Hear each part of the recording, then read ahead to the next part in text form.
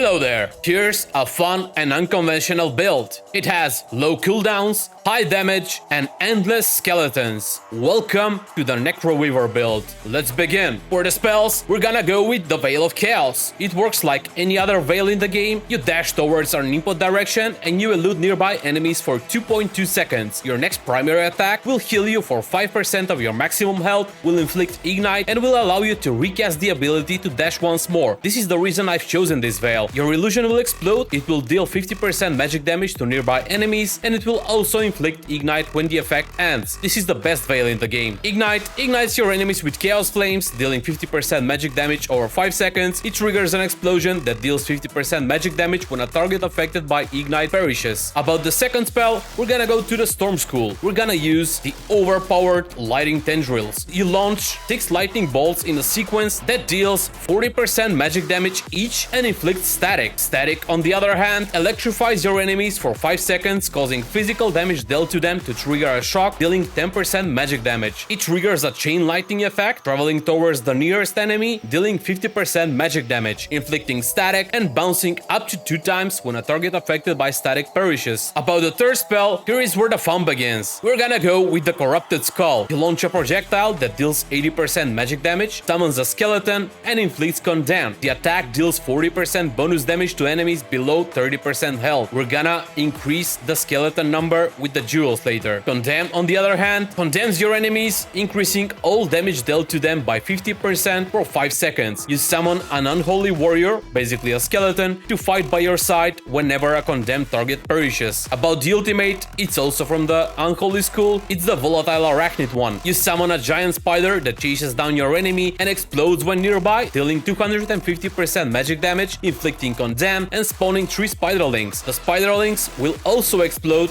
dealing 125% magic damage, and will also inflict Condemn. We're gonna utilize this ultimate even better with the blood type later. Now, for the spell jewels. For the Veil of Chaos, I've chosen the following ones. To increase the damage of the next primary attack by a percentage, to increase the damage done when an illusion explodes, when hitting a target affected by ignite, engulfs the target in agonizing flame, dealing a percentage of damage, and you also heal yourself for a percentage of your spell power. And the fourth effect that I've chosen is to spawn a second illusion when recasting to deal a percentage of the original damage. For the Lightning Tendrils one, I've chosen the following effects, and this is where it gets interesting. The lightning bolt to deal increased damage, to launch 1 additional lightning bolt, and the most overpowered one that I've seen so far, when hitting 6 bolts in a row on the same target to inflict a stun. This is amazing. And also I've chosen to increase the cast rate by a percentage. For the Corrupted Skull jewel, I've chosen to increase the projectile range and speed, and this is another broken jewel effect. When launching the spell, you launch 2 spiraling projectiles instead of 1. Each projectile deals a percentage of the original damage. The important thing here is that it will spawn 2 skeletons instead of 1. This is amazing. Endless skeletons. For the third effect, to increase the damage by a percentage and to have the same effect as the coating later, to conjure a bone spirit that circles around the target to deal damage and to inflict Condemn to any enemy it hits. These jewels make the build really broken. On to the passives, I've chosen the following ones. I've chosen the Arcane Animator, a 60% chance to summon a skeleton mage when a condemned target perishes, and minions will deal 12% bonus damage. This is really important. We want the minions to deal as much damage as they can. The second one, increase primary attack leash by 5%, not really important for this build, but to also increase damage against V-Bloods by 8%, so damage against bosses will be better. The third one, since we want mobility, I've chosen Feral Haste to increase movement speed by 4% and movement speed while shapeshifted by 15%. The fourth one is Wicked Power. This is a really interesting passive because it increases spell critical chance by 8%. Spell critical strikes have a 50% chance to inflict a random spell school effect, so it can inflict anything. It's really interesting to have it. And the last passive, Turbulent Velocity, also increasing of a movement speed by 4% and to also gain 4% additional movement speed for 4 seconds when dealing damage to an enemy. So we're gonna hit the movement speed cap of 20% really easy with this. Now,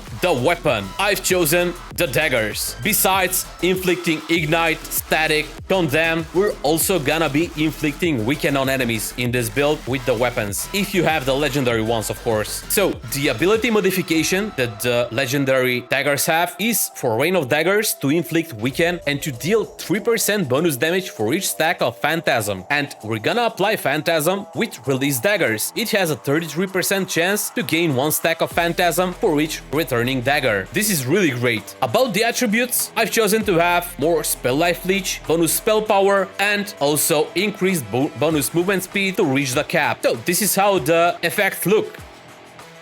This is the rain of daggers, and when we keep casting, when we release, you will see we already gained 4 Phantasm charges. It's gonna get really fast because with release daggers, we're reducing the cooldown of rain of daggers really fast and gonna have increased damage. It's really fun. About the armor, I've chosen Dracula's Maleficer Regalia. We're gonna wear all 4 pieces, and it gives bonus spell power on each piece, and the full set gives the following bonuses. Increases spell cooldown rate by 7%, increases spell leech by 5%, and you also gain 50% spell critical chance for 4 seconds after using a veil. So using a veil is getting really important here. You're gonna see why later. If you don't have access to Dracula's pieces, you can also use Maleficer Scholar Vestments. It basically provides similar bonuses, also spell cooldown rate, spell leech, and instead of the veil one, it increases gear level by 1. But it's also nice. For the jewelry, I've chosen the Amulet of the Master Spellweaver. It provides us with even more spell cooldown rate and 10% chance on primary hit to gain lesser phantom aegis. It can only trigger once every 10 seconds. This is really nice because we're gonna be getting a nice shield and it reduces the risk of us getting damaged. For the blood type, I've chosen a mix of Scholar and Mutant. Scholar Blood will give us increased spell power and increased shield efficiency. Really nice with the jewelry. Also increased spell cooldown rate, and you also shield yourself for a percentage of your spell power when casting a spell. So this build will give you a lot of shields just for casting spells. It also gives us ultimate power and it resets your spell cooldowns when using an ultimate. Also nice, and we're also getting an increased spell charge gain. From the Mutant, I've chosen the third trait, which is to increase the ultimate power again, and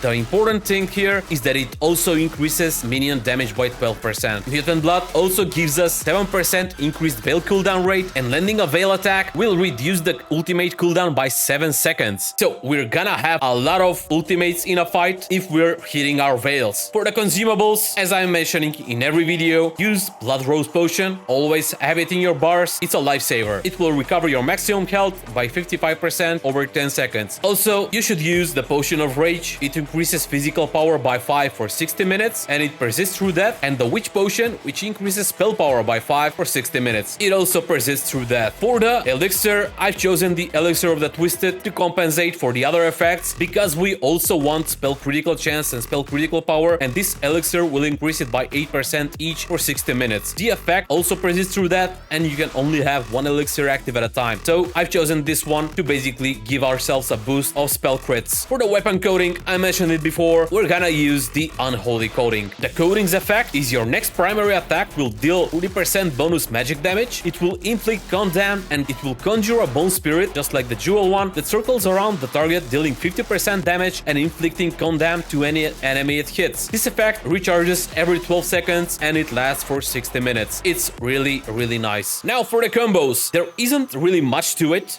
except for the opener, because we're using the Arachnid.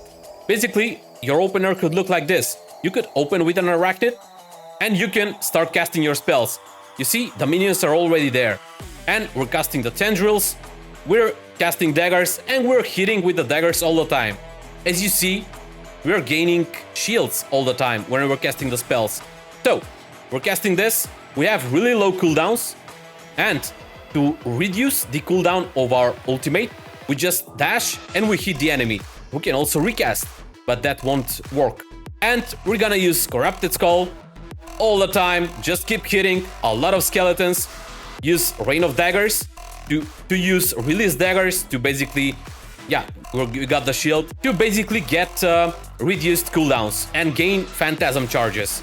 As you can see, the ultimate is already to 50 seconds. It's really, really fast. We don't really need to spend effort on using ultimate reduction, potions, or passives. We just need this. Just hit your veil after doing that. That's it about this build. It's a really fun one. I've tested it against some bosses and it works really well. It can get a while to get used to it if you're not used to the daggers, but once you do, you're gonna have a lot of fun. If you're new to the channel, please consider subscribing. I'm doing a lot of V-Rising builds and other kinds of videos, it will really mean a lot to me. So, I hope you have fun testing out the build, I hope you destroy all the bosses and you won't have difficulty getting used to it. So, see you in the next video.